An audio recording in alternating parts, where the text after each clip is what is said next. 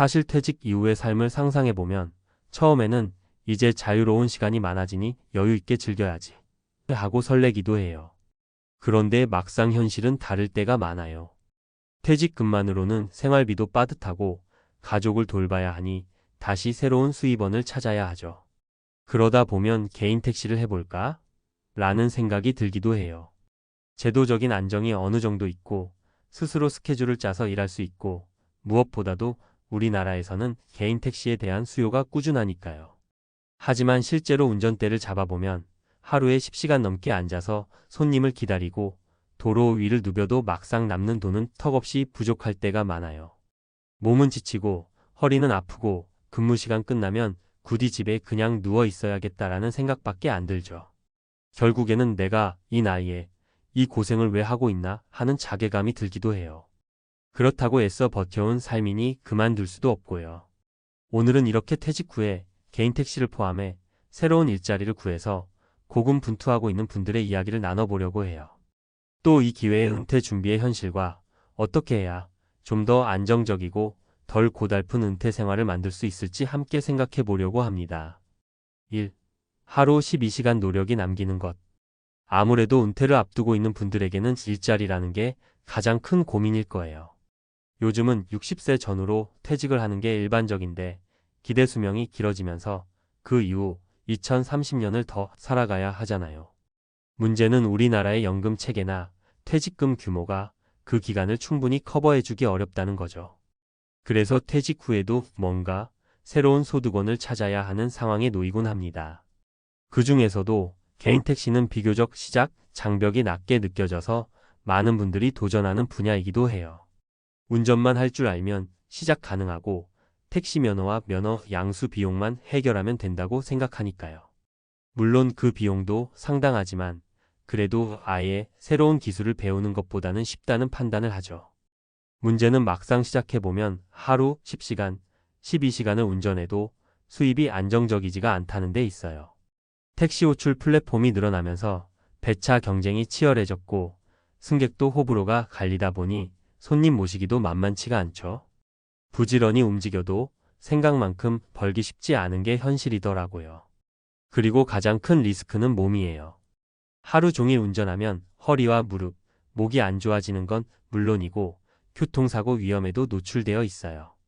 또 정신적 스트레스도 무시 못해요.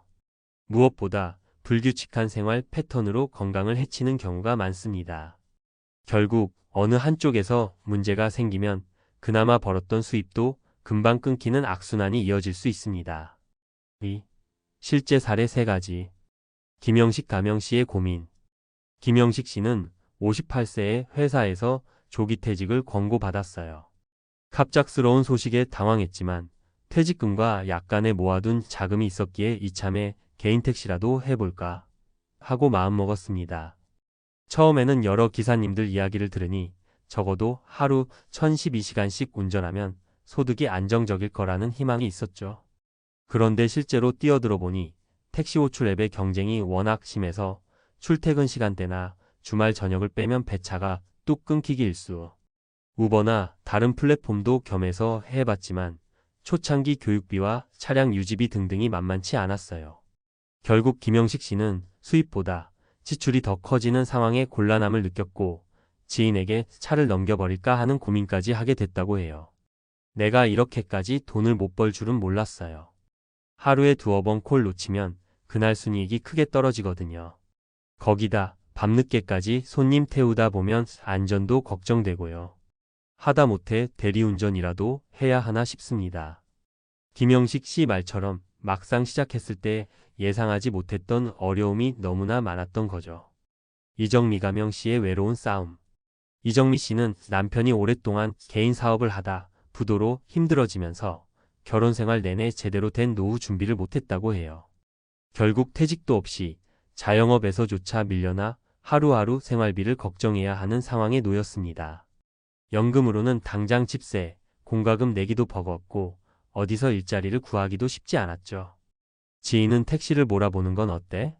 하고 권했는데 여성 택시기사로 일하기가 결코 만만치 않았습니다. 처음에는 손님들도 갸웃거리고 심지어 밤에 위험한 일을 겪을까 봐 불안해서 야간 근무는 거의 포기하다 보니 수입은 더 적어질 수밖에 없었어요. 게다가 하루 종일 운전만 하고 있으면 가족과 대화도 줄어들고 사람을 만날 기회도 거의 없어요. 자연스레 우울감까지 찾아왔죠. 아휴, 하루 종일 핸들만 붙잡고 있으니 뭘 위해 사는지도 모르겠어요.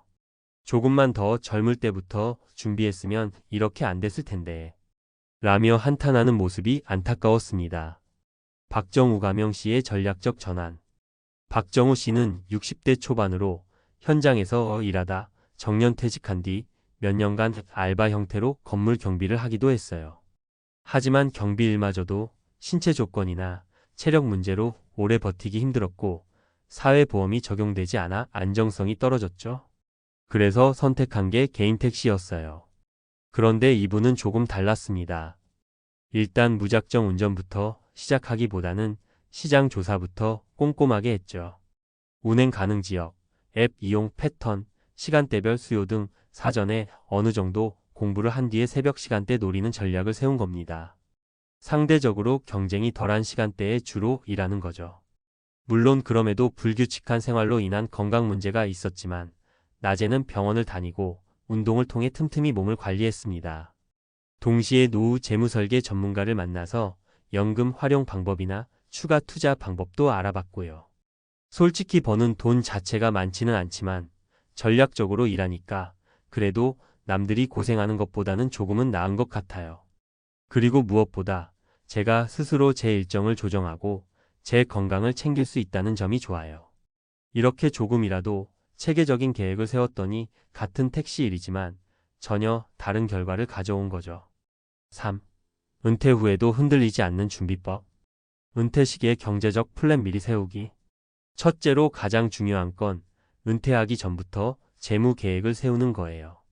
퇴직금이 언제, 얼마나 들어올지, 국민연금이나 개인연금 수령 시기는 언제인지, 그리고 월 평균 지출액은 어느 정도인지 구체적으로 계산해보고 대비해야 해요.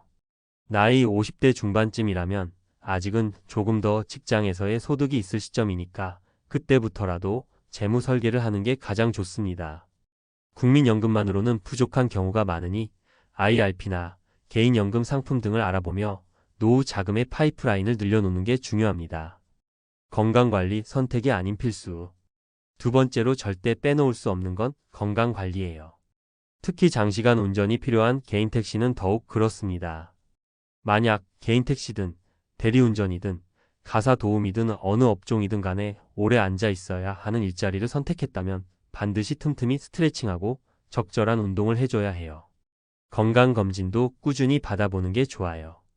연금이나 퇴직금을 모아둔다 해도 결국 갑작스런 질병으로 큰 돈이 들어가면 모든 게 물거품이 될 수 있거든요. 나이가 들수록 병원비가 무서워지니까 미리 건강을 챙겨서 최소화하는 게 가장 현명한 방법입니다. 일취미 사회활동의 균형. 세 번째로는 삶의 균형점을 찾는 거예요.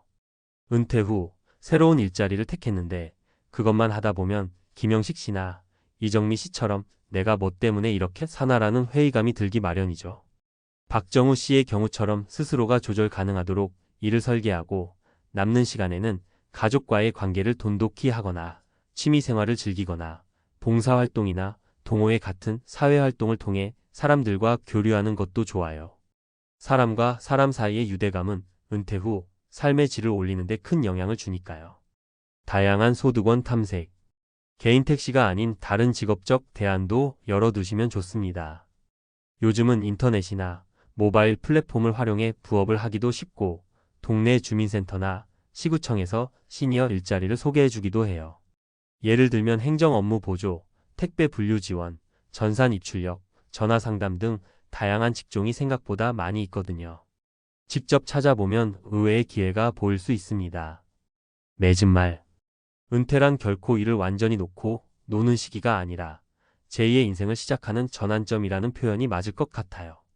현실적으로 우리 사회에서 은퇴 후까지 평생 여유롭게 지낼 수 있는 사람은 극히 드물고 그마저도 언제 어떤 변수가 생길지 모르잖아요. 특히 개인 택시 기사님들의 현실을 보면 하루 종일 운전하며 힘들게 일해도 돈은 적게 남고 건강은 금방 무너지고 대인관계도 좁아지는 경우가 많아요.